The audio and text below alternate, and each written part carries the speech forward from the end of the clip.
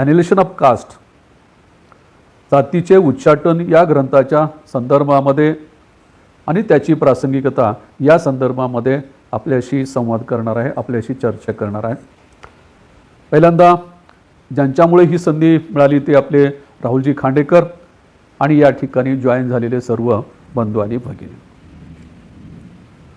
खरं तर डॉक्टर बाबासाहेब आंबेडकरांनी जे विविध ग्रंथ लिहिलेले आहेत ते सर्वच ग्रंथ अतिशय मौलिक अशा प्रकारचे आहेत, अतिशय महत्त्वपूर्ण अशा प्रकारचे आहेत. त्याच्यापैकीच ॲनिलेशन ऑफ कास्ट हा ग्रंथ देखील आहे. बहुजन समाज पार्टीचे संस्थापक अध्यक्ष जे होते माननीय काशीरामजी, ते या ग्रंथाच्या संदर्भामध्ये असं म्हणतात की या ग्रंथाचं वाचन मी एका रात्रीमध्ये अनेकदा केलं आणि त्याच्यातून मला एक प्रेरणा मिळाली आणि त्याच्यातून संघटन चालवण्याची प्रेरणा मिळाली आणि या प्रेरणेतून त्यांनी उत्तर प्रदेशासारख्या राज्यामध्ये सत्ता आणण्याचं काम केलं. महाराष्ट्रामध्ये बाबासाहेबांची ही चळवळ जी आहे बहुजन समाज पार्टी महाराष्ट्रातल्या वेगवेगळ्या भागामध्ये देखील ही चळवळ घेऊन जाण्याचं काम केलं. यावरून आपल्याला या ॲनिलेशन ऑफ कास्ट या ग्रंथाच्या संबंधीचं महत्त्व आपल्याला सांगता येऊ शकेल. आता भारतीय समाजाच्या संदर्भामध्ये जर आपण विचार केला तर असं म्हटलं जातं की भारतीय समाजामधली खरी समस्या काय आहे. तर बऱ्याच वेळेला आर्थिक समस्या, शैक्षणिक समस्या या सांगितल्या जातात, परंतु मला असं वाटतं की भारतीय समाजाची खरी समस्या जी आहे ती या ठिकाणी कास्ट सिस्टीम आहे. आणि ही कास्ट सिस्टीम जी आहे हे भारतामध्ये असलेल्या जे विविध धर्म आहेत त्याच्यामध्ये सर्वात मोठा असलेला धर्म जो आहे या धर्माचं वैशिष्ट्य ही कास्ट सिस्टीम आहे, जाती व्यवस्था आहे. आता ह्या जाती व्यवस्थेमधून विषमता निर्माण झाली, याच्यातून अस्पृश्यता निर्माण झाली आणि या विषमतेचा आणि अस्पृश्यतेचा परिणाम म्हणून एक मोठा समूह जो आहे हा समूह एका विशिष्ट बंधनामध्ये बांधला गेला. त्याला कुठल्याही प्रकारचे धार्मिक अधिकार जे आहेत हे देण्यात आले नाहीत, सामाजिक अधिकार नाकारण्यात आले, आर्थिक अधिकार नाकारण्यात आले आणि अशा स्वरूपाचा परिणाम जो आहे या समूहावर झाला. या समूहामधलेच एक घटक डॉक्टर बाबासाहेब आंबेडकर हे होते आणि म्हणून डॉक्टर बाबासाहेब आंबेडकरांनी जात समूळ नष्ट करण्याचा प्रयत्न केला आणि या प्रयत्नामधूनच डॉक्टर बाबासाहेब आंबेडकरांनी जो आहे हा ग्रंथ लिहिलेला आहे. आता हा ग्रंथ म्हणण्यापेक्षा आपल्याला असं म्हणता येऊ शकेल की डॉक्टर बाबासाहेब आंबेडकरांना एका ठिकाणी व्याख्यान द्यायचं होतं, ते व्याख्यान न झाल्यामुळे किंवा ते व्याख्यान रद्द झाल्यामुळे त्या भाषणाचंच हे पुस्तक आलेलं आहे, तो ग्रंथ आलेला आहे. तर डॉक्टर बाबासाहेब आंबेडकर जे आहेत हे जाती निर्मूलनाच्या संदर्भामध्ये कुठं बोलणार होते, तर त्यावेळेला जात पात तोडक मंडळ हे लाहोरला अस्तित्वात होतं. आता या जात पात तोडक मंडळाचं वैशिष्ट्य असं होतं की या ठिकाणी सुधारणावादी सवर्ण हिंदूंनी हे संघटन निर्माण केलेलं होतं. म्हणजे सवर्ण हिंदू होते परंतु जाती व्यवस्था जी आहे किंवा जातीचं निर्मूलन झालं पाहिजे या भूमिकेतून हे काम करत होते आणि त्यांनी डॉक्टर बाबासाहेब आंबेडकरांना त्यांच्या अधिवेशनासाठी निमंत्रित केलं होतं. दरवर्षी या जात पात तोडक मंडळाच्या वतीने अधिवेशन घेतलं जात असायचं आणि अशाच एका अधिवेशनाचं अध्यक्ष म्हणून डॉक्टर बाबासाहेब आंबेडकरांना निमंत्रित करण्यात आलं होतं. ते 1935 मध्ये. आता 1935 मध्ये डॉक्टर बाबासाहेब आंबेडकरांनी धर्मांतराची घोषणा केलेली होती. आता धर्मांतराची घोषणा केली होती म्हणजे त्यांनी कुठला धर्म घ्यायचा हे त्यांनी निश्चित केलेलं नव्हतं, परंतु हिंदू धर्म सोडणार हे जाहीर जवळपास केलेलं होतं. आणि अशा असताना देखील डॉक्टर बाबासाहेब आंबेडकरांनी हे सवर्ण हिंदू संघटन जे आहे या संघटनामध्ये जाण्याचा निर्णय का घेतला हा भाग देखील महत्त्वाचा या ठिकाणी आहे. याचं कारण असं की डॉक्टर बाबासाहेब आंबेडकरांना जाती निर्मूलनाच्या संदर्भामध्ये अधिक रस होता, हे जाती निर्मूलन झालं पाहिजे अशी त्यांची भूमिका होती. म्हणून त्यांनी या ठिकाणी अध्यक्षपद स्वीकारलं, परंतु हे अधिवेशन झालं नाही आणि त्यामुळे डॉक्टर बाबासाहेब आंबेडकरांचं भाषण देखील झालेलं नाही. आता एका बाजूला आपण असं पाहतो की डॉक्टर बाबासाहेब आंबेडकरांनी 1935 मध्ये मी आता सांगितलं की धर्मांतराची घोषणा केली आणि त्याच दरम्यान डॉक्टर बाबासाहेब आंबेडकरांना 12/12/1935 मध्ये जात पात तोडक मंडळाचे जे संयोजक होते त्या संयोजकाचं एक पत्र लिहिलं. आणि मग त्या पत्रामधली भूमिका जी आहे किंवा ह्या जात पात तोडक मंडळाविषयी बाबासाहेबांनी जे ऐकलं होतं त्याचा परिणाम म्हणून बाबासाहेबांनी या अधिवेशनाला जाण्यासाठी मान्यता दर्शवली. आता या पत्रामध्ये संयोजकांनी काय लिहिलं होतं की आपण एक फार मोठे तत्वज्ञ आहात असं माझं एक मत बनलेलं आहे आणि जाती समस्येच्या संदर्भामध्ये आपल्या इतका कुणीही अभ्यास केलेला नाही किंवा इतका सखोल अभ्यास कुणीही केलेला नाही आणि त्यामुळे आम्ही तुम्हाला या अधिवेशनामध्ये अध्यक्ष म्हणून बोलवत आहोत.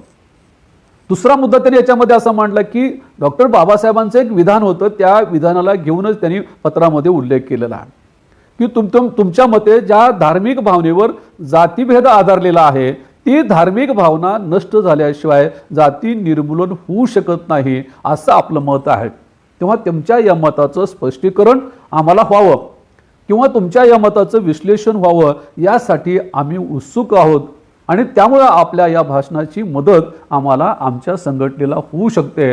या भूमिकेतून त्यांनी पत्र लिहिलं आणि डॉक्टर बाबासाहेब आंबेडकरांना पत्र लिहिलं आणि डॉक्टर बाबासाहेब आंबेडकरांनी त्याला मान्यता दिली.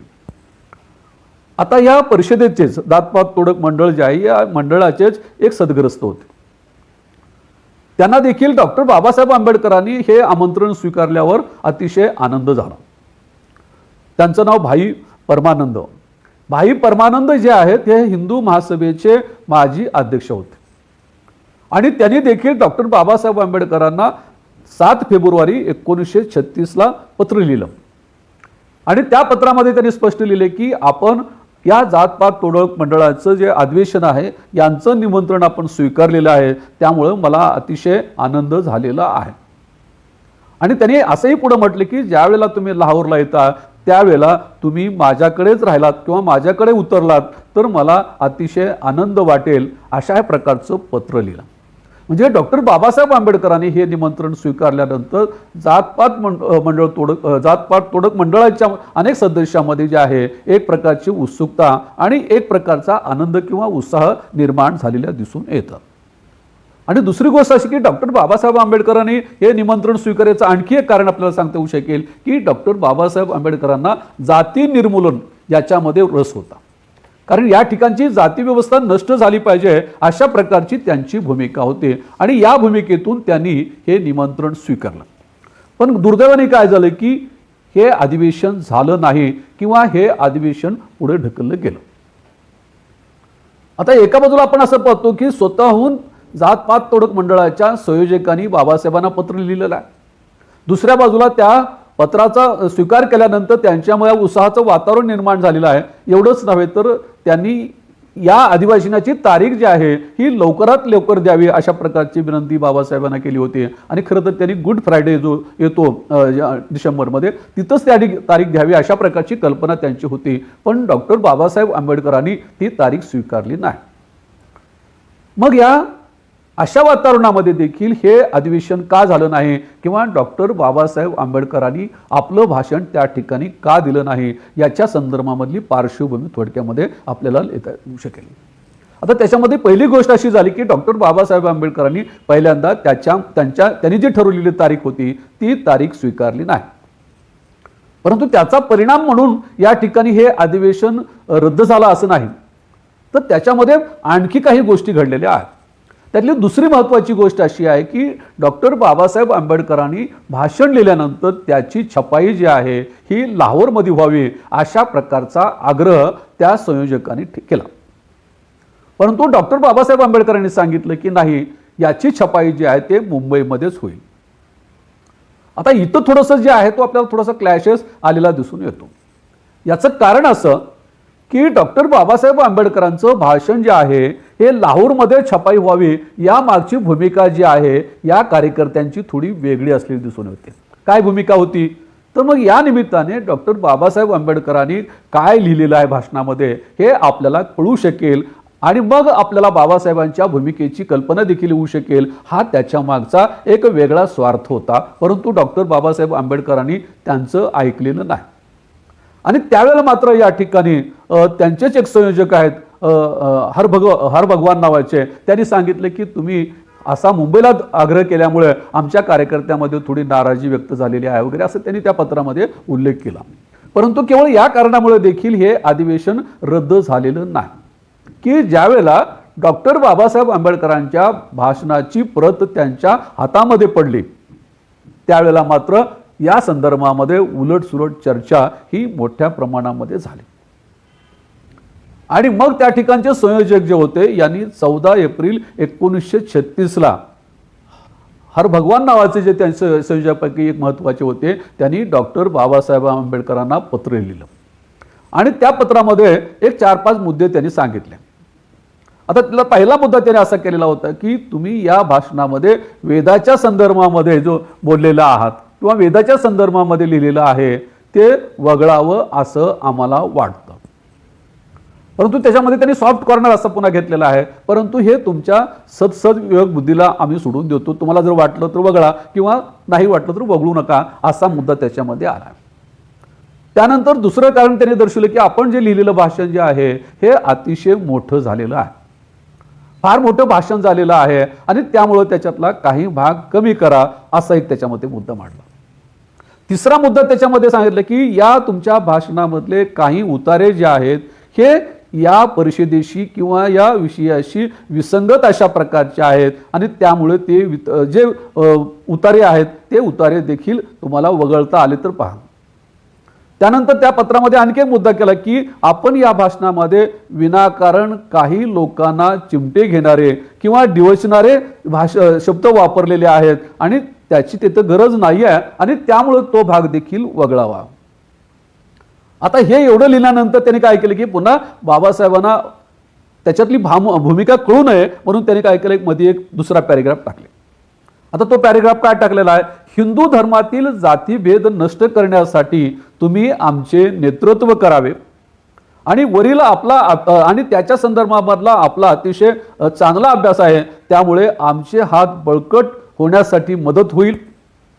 आणि त्याच्यामध्येच आणखी एक गोष्ट त्यांनी सांगितली की आपण हिंदूंना हृदयस्पर्शी म्हणजे हिंदूच्या भावनेला हात घालणारे असे काही वाक्य त्याच्यामध्ये घालावेत किंवा त्याच्या प्रकारचं आव्हान त्या ठिकाणी करावं अशा प्रकारचा एक पॅरेग्राफ टाकला. म्हणजे या पत्र लिहिणाऱ्या माणसाला संयोजकाला म्हणजे डॉक्टर हरभगवानला जे गोष्ट सांगायची आहे ती सांगत असताना त्यांनी हळूहळू बाबासाहेबांना कळणार नाही या भूमिकेतून सांगण्याचा प्रयत्न या पत्रातून केलेला आहे. आणि मग शेवटी मात्र त्यांनी काय केले की बाबासाहेबांची स्तुती केलेली आहे, बाबासाहेबांच्या निबंधाची स्तुती केलेली आहे, बाबासाहेबांच्या विचाराची स्तुती केलेली आहे आणि बाबासाहेबांमुळे आम्हाला फायदा होऊ शकेल असं म्हटलेलं आहे. परंतु पत्राच्या शेवटी मात्र त्यांनी काही वेगळाच मजकूर लिहिलेला दिसून येतो. तो मजकूर असा होता की डॉक्टर बाबासाहेबांना त्या पत्रामध्ये म्हणले की आपल्या भाषणास मर्यादा घालण्याची गरज आहे असे आम्हाला वाटते आणि म्हणून आपल्या भाषणामधल्या मर्यादा घालण्यास तयार असल्यास तरच आम्हाला संमती कळवावी. म्हणजे काय की डॉक्टर बाबासाहेब आंबेडकरांनी त्या भाषणामध्ये जे लिहिलेलं होतं त्याच्यातला काही भाग जर वगळला आणि ती भाग वगळण्यासाठी जर त्यांची संमती असेल तर त्यांनी हे निमंत्रण स्वीकारावं अशा प्रकारची एक आट घातली. परंतु त्याच्यामध्ये पुन्हा असाही उल्लेख केलेला आहे, परंतु आपण आपले भाषण जसेच तसे छापावे असा आग्रह असेल तर हे संमेलन अनिश्चित काळासाठी पुढे ढकलावे लागेल. आणि पुढे असं म्हटलं की हे सांगताना मला अतिशय दुःख होत आहे. आता मी पुन्हा सांगितल्याप्रमाणे की पुन्हा भगवान काय करतात की एवढं लिहून देखील पुन्हा बाबासाहेबांची स्तुती करतात की त्यांना असं वाटतं की बाबासाहेब तयार होतील, त्याच्यातला काही भाग वगळायला तयार होतील आणि बाबासाहेब आपल्या इच्छेप्रमाणे त्या ठिकाणी या जातपात तोडक मंडळाच्या अधिवेशनामध्ये भाषण देतील असं वाटतं. म्हणून त्यांनी शेवटी एक पॅरेग्राफ त्याच्यामध्ये लिहिला. त्या पॅरेग्राफमध्ये काय म्हणतात की परंतु आम्ही प्रांजळपणे कबूल करतो की जातीभेदावर असा आश्चर्यकारक प्रबंध लिहून आपण आमच्या हृदयात मोठं स्थान निर्माण केलेलं आहे. हा प्रबंध मानवी जातीच्यासाठी अमूल्य ठेवा आहे असे म्हटलं तरी वावगे ठरणार नाही. आतापर्यंत या संदर्भामध्ये अनेक प्रबंध लिहिले गेले, परंतु या सर्व प्रबंधामध्ये तुमचा अतिउत्तम अशा प्रकारचा प्रबंध आहे आणि आपण मोठ्या कष्टाने हा प्रबंध लिहिल्यामुळे आम्ही तुमच्या ऋणामध्ये राहू, आणि मग आपला हर भगवान असं लिहिलेलं आहे. आता हे सर्व पाहिल्यानंतर आपल्या लक्षात येऊ शकेल की डॉक्टर बाबासाहेब आंबेडकरांच्या संदर्भामध्ये त्यांच्या मनामध्ये एक वेगळी भूमिका होती. कारण त्यावेळेला जाती निर्मूलनाच्या संदर्भामधली जी सामान्य माणसाची कल्पना होती किंवा त्या ठिकाणी जी भाषणं होती, पुस्तकं जी होती, ती हिंदू धर्म नाकारणारी नव्हती. तर हिंदू धर्मामध्ये डागडुजी केली पाहिजे किंवा त्याच्यामध्ये काही, जसं महात्मा गांधी काही उपक्रम करत होते किंवा सहभोजन वगैरे, याच्यासाठी त्यांनी करावे, आणि जास्तीत जास्त डॉक्टर बाबासाहेब आंबेडकर काय म्हणतील की आंतरजाती विवाह करा, अशा प्रकारची भूमिका संयोजकाची होती. परंतु डॉक्टर बाबासाहेब आंबेडकरांची विचारधारा किंवा डॉक्टर बाबासाहेब आंबेडकर जे आहेत हे विचाराशी कसे बांधील असतात याची कल्पना मात्र त्यांना नव्हती, आणि म्हणूनच कदाचित त्यांनी अशा प्रकारचं पत्र लिहिलं. आणि मग हर भगवानच्या या पत्राला बाबासाहेबांनी जे आहे अतिशय परखडपणे उत्तर लिहिलेलं आहे. आणि मग या उत्तरातून डॉक्टर बाबासाहेब आंबेडकर खरे काय आहेत याची कल्पना जातपात मंडळ तोडकं जे आहे यांना याची कल्पना आलेली दिसून येते. बाबासाहेबांनी या पत्रामध्ये 27 एप्रिल 1936 रोजी त्यांनी हर भगवानच्या नावाने पत्र लिहिलं, आणि या पत्रामध्ये त्यांनी काही मुद्दे मांडलेले आहेत. ते मुद्दे कसे मांडलेले आहेत की हर भगवाननी बाबासाहेबांना लिहिलेल्या पत्रामध्ये जे मुद्दे मांडले होते त्याच मुद्द्याला अनुसरून बाबासाहेबांनी काही मुद्दे लिहिलेले आहेत. म्हणून मी संपूर्ण पत्र आपल्याला वाचून दाखवण्यापेक्षा मी त्याच्यातले काही मुद्दे आपल्यासमोर ठेवतोय. पहिला मुद्दा त्यांनी या पत्रामध्ये सांगितले की अध्यक्षपदाच्या मानासाठी मी माझे स्वातंत्र्य सोडू शकत नाही. म्हणजे त्यांना असं वाटलं की आपण अधिवेशनाचा अध्यक्ष केल्यानंतर बाबासाहेब आपला ऐकतील अशा प्रकारची भूमिका त्यांची होती. परंतु बाबासाहेब असं म्हणतात की अध्यक्षपदाच्या मानासाठी मी माझं विचार स्वातंत्र्य सोडू शकत नाही. दुसरा मुद्दा ते असं म्हणतात, मी मंडळाला खुश करण्यासाठी मी माझे कर्तव्य देखील सोडू शकत नाही. म्हणजे मी माझं भाषण जे आहे हे पुढच्या माणसाला खुश करण्यासाठी किंवा या मंडळातील सभासदांना खुश करण्यासाठी असणार नाही. तर माझे जे आहे ते माझं कर्तव्य काय की जात निर्मूलनाच्या संदर्भामध्ये वास्तव विचार मांडणं हे माझं कर्तव्य आहे. या कर्तव्यापासून देखील मी दूर जाणार नाही. हा एक मुद्दा त्याच्यामध्ये मांडतो.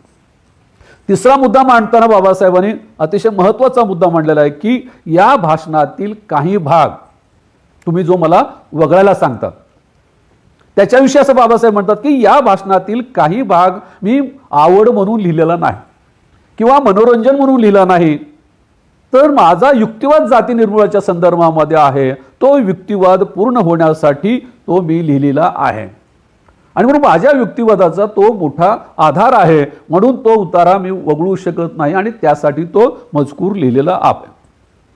आणि मग त्याच्यामध्ये म्हणले की पुन्हा म्हणतात किंवा तुम्ही असं म्हणालेत की त्याच्यातले काही उतारे जे आहेत ते विसंगत आहेत.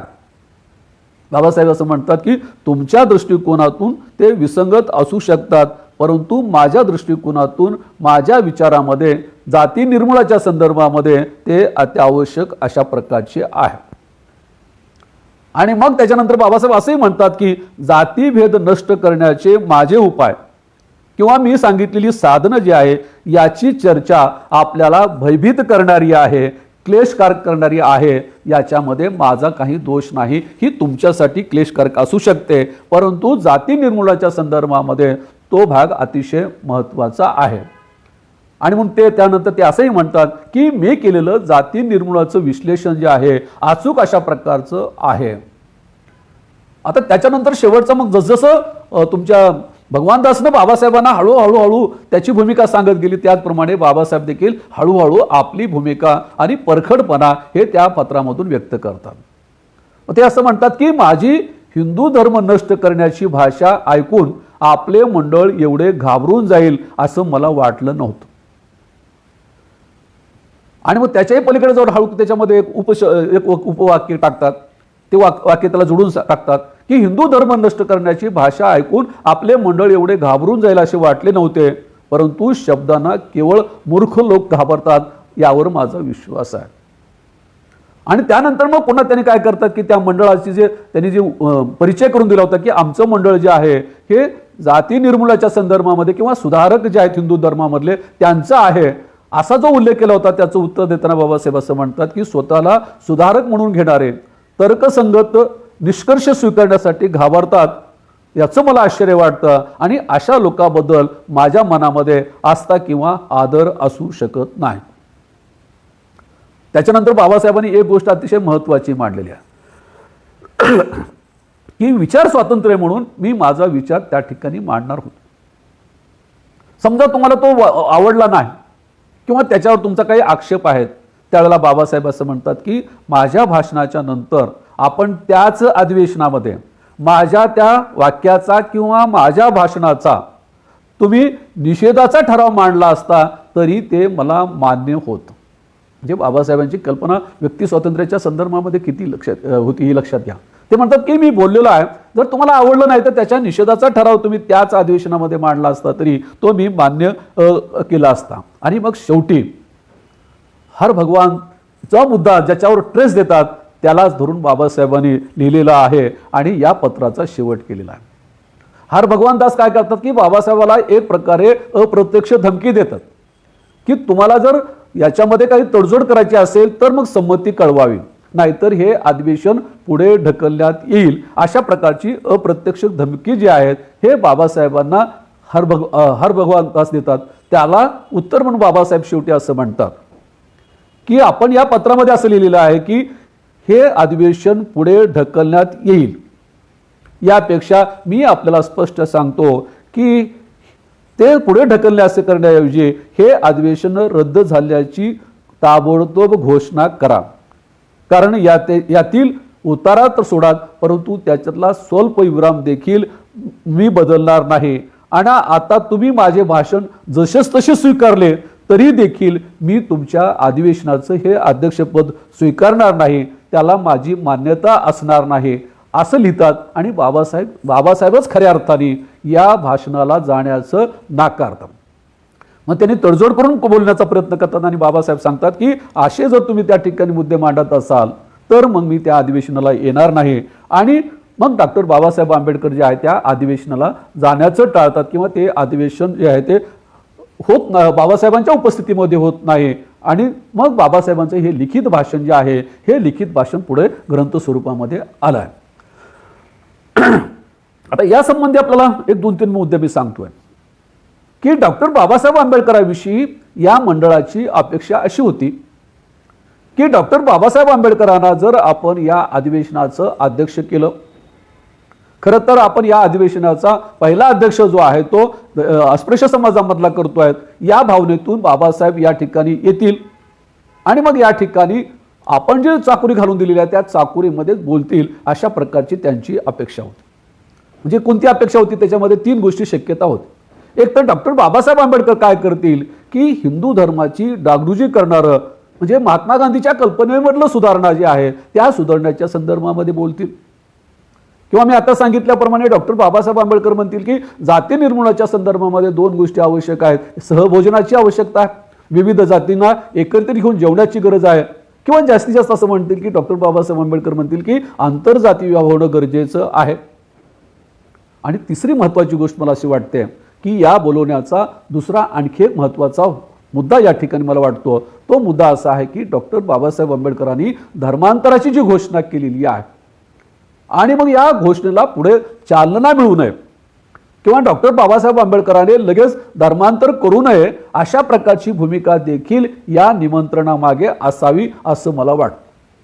कारण डॉक्टर बाबासाहेब आंबेडकरच या पत्रामध्ये देखील असं नमूद करतात की दलित लोकांच्या धर्मांतराच्या प्रश्नासाठी मी आपल्या व्यासपीठाचा वापर करावा ही माझी मुळीची इच्छा नाही. तसेच धर्मांतरासंबंधीचा माझा विचार सोडून देण्यास मी तयार होईल असे जर तुम्हाला वाटत असेल तर ती कल्पना चुकीची आहे. अशा सन्मानापेक्षा मला समाजाची आणि माझ्या विचाराची अधिक काळजी वाटते, मला ते अधिक महत्त्वाचे वाटतात. हे वाक्य काय सांगून जातं की बाबासाहेबांना देखील पुन्हा पुसटची शंका येते की धर्मांतरापासून परावर्त करण्याच्या संदर्भामध्ये किंवा सन्मान दिल्यानंतर बाबासाहेब धर्मांतरापासून थोडं काही दिवस लांब राहतील या भूमिकेतून त्यांना बोलवण्यात आलेलं असावं ह्याची शंका बाबासाहेबांना देखील येते. आणि मग बाबासाहेबांचं हे जे भाषण जे आहे ते भाषणच ग्रंथ स्वरूपामध्ये आलेलं आहे. आणि त्या ग्रंथाचं नावच अलिनेशन ऑफ कास्ट अशा प्रकारचं आहे. आता या ग्रंथाच्या संदर्भामध्ये आपल्याला थोडक्यात सांगता येऊ शकेल की हा ग्रंथ जो आहे बाबासाहेबांनी अतिशय काळजीपूर्वक अशा पद्धतीने लिहिलेला आहे. त्याच्यातली मांडणी जी आहे अतिशय तर्कशुद्ध करून केलेली आहे. त्याचं विवेचन जे आहे ते अतिशय शास्त्रशुद्ध पद्धतीने केलेलं आहे. आणि सर्वात महत्त्वाची गोष्ट आहे की त्या ग्रंथामध्ये असलेली मूलगामी मांडणी आणि निर्णायक विश्लेषण जे आहे हे महत्त्वाचं आहे. आणि अशा पद्धतीने डॉक्टर बाबासाहेब आंबेडकरांनी या भाषणाचंच एक पुस्तक हे या ठिकाणी प्रकाशित केलं. परंतु त्या अधिवेशनामध्ये जेवढे लोक जमले असते त्याच्या कितीतरी पटीने या पुस्तकाचा खप झालेला दिसून येतो. डॉक्टर बाबासाहेब आंबेडकरांनी हे पुस्तक काढल्यानंतर 2 महिन्यामध्येच 1,500 आवृत्ती गेलेल्या आहेत. आणि म्हणून बाबासाहेबांना लगेच दुसरी आवृत्ती काढावी लागलेली आहे. दुसरा महत्त्वाचा मुद्दा असा की बाबासाहेबांनी हा ग्रंथ इंग्रजीमध्ये लिहिलेला होता. त्यानंतर या इंग्रजी ग्रंथाचं भाषण जे आहे ते तामिळमध्ये झालं. या इंग्रजी ग्रंथाचं भाषण जे आहे हे मल्याळममध्ये झालं. या इंग्रजी ग्रंथाचं भाषांतर गुजरातीमध्ये झालं, हिंदीमध्ये झालं, मराठीमध्ये झालं. म्हणजे एकंदरीत या 4-5 भाषेमध्ये हा ग्रंथ आला आणि भारताच्या कानाकोपऱ्यामध्ये हा ग्रंथ गेलेला दिसून येतो. आणि म्हणून डॉक्टर बाबासाहेब आंबेडकरांना या ग्रंथाची दुसरी आवृत्ती काढणं भाग पडलं. आणि मग ही दुसरी आवृत्ती काढली. आता या दुसऱ्या आवृत्तीमध्ये काय केलेलं की बाबासाहेबांनी काही गोष्टी त्याच्यामध्ये ॲडिशनल केलेल्या आहेत.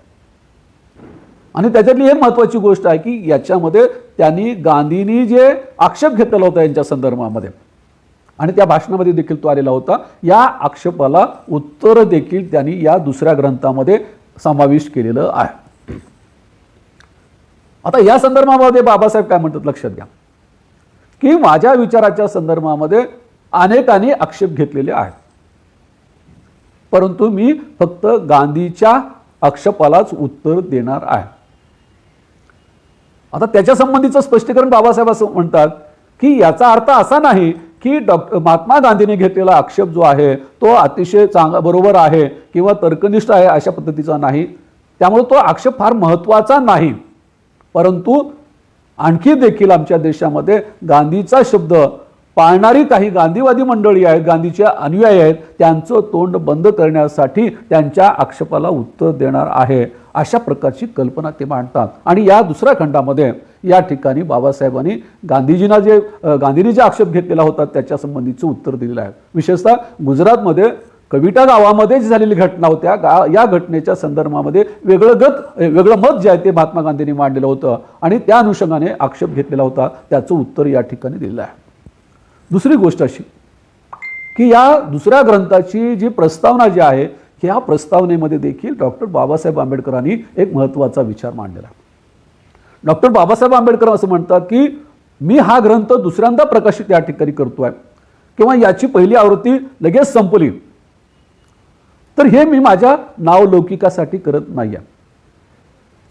हा भाग अतिशय महत्त्वाचा आहे. बाबासाहेब असं म्हणतात की माझ्या नावलौकिकासाठी करत नाही तर माझ्या भाषणामुळे येथील हिंदूंना कळून चुकले की जाती व्यवस्था हा एक भयंकर रोग आहे आणि या रोगाने अनेक लोक पिछाडलेले आहेत.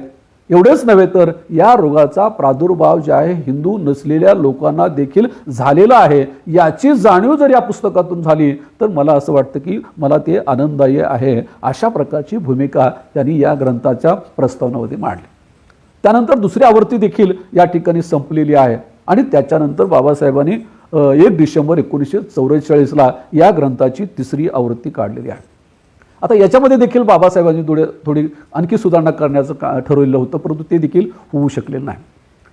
काय सुधारणा होती याच्यामध्ये तर बाबासाहेबांनी असं ठरवलं होतं की माझं भाषण प्लस त्याच्यामध्ये इंडियन अँटिक्वेरी नावाचं एक दैनिक होतं. त्या दैनिकामध्ये बाबासाहेबांचं मानववंश परिषदेमध्ये झालेलं जो प्रबंध होता तो प्रबंध छापून आलेला होता आणि तो प्रबंध जो आहे तो देखील याच्यामध्ये छापावा अशा प्रकारची कल्पना होती.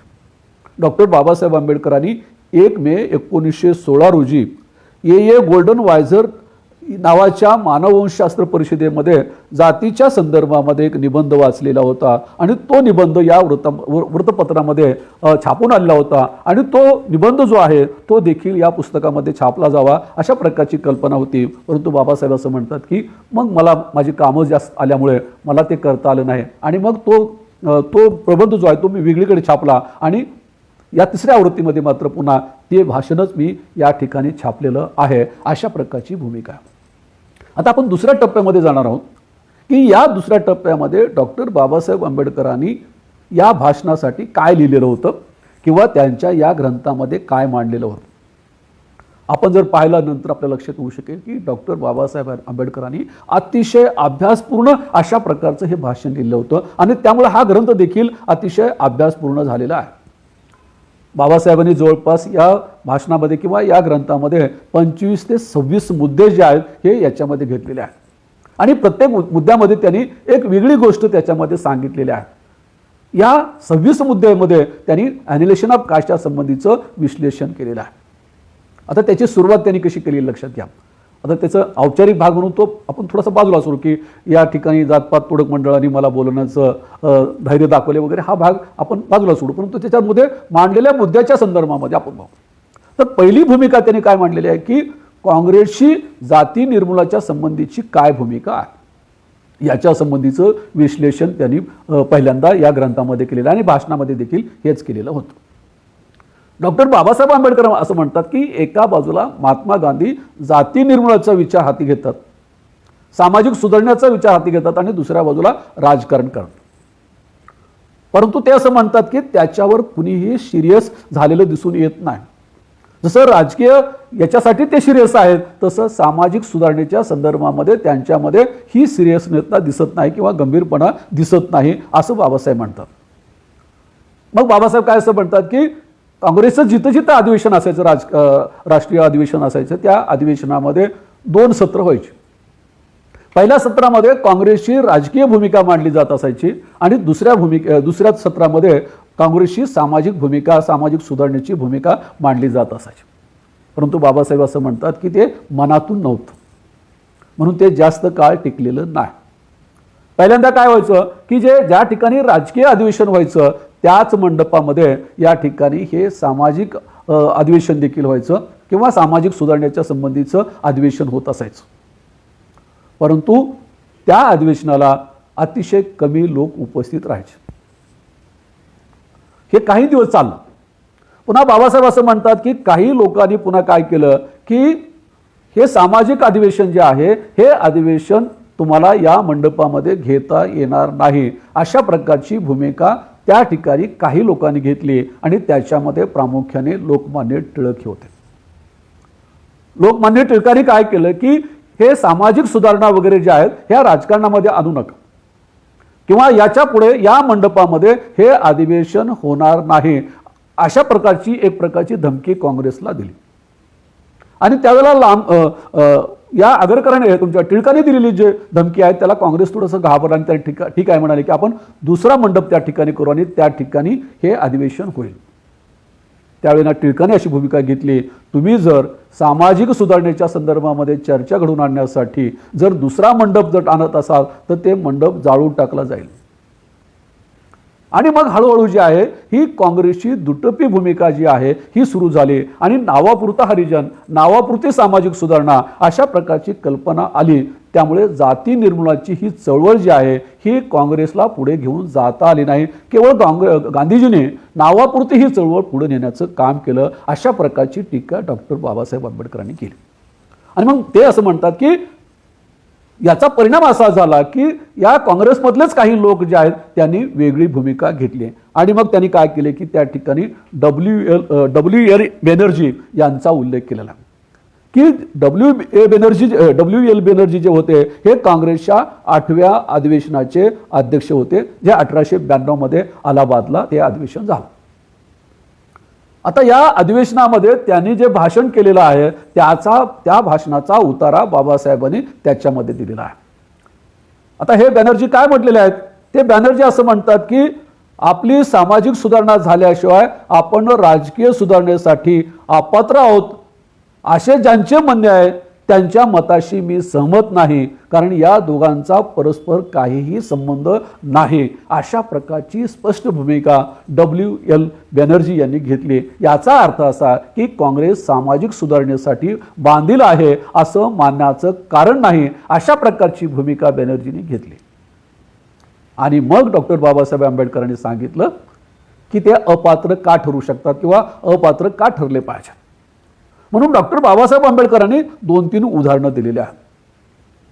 त्यातलं पहिलं उदाहरण डॉक्टर बाबासाहेब आंबेडकरांनी काय केलेलं आहे की तुमच्या पेशवे काळामध्ये अस्पृश्यांना कशा प्रकारची वागणूक दिली जात होती याच्या संबंधीचं विश्लेषण केलेलं आहे. ते म्हणतात की पेशव्याच्या काळामध्ये अस्पृश्य माणसाला रस्त्यावरून फिरण्याची देखील बंदी करण्यात आलेली होती, अशा प्रकारची त्याला अमानवी वागणूक देण्यात आलेली होती.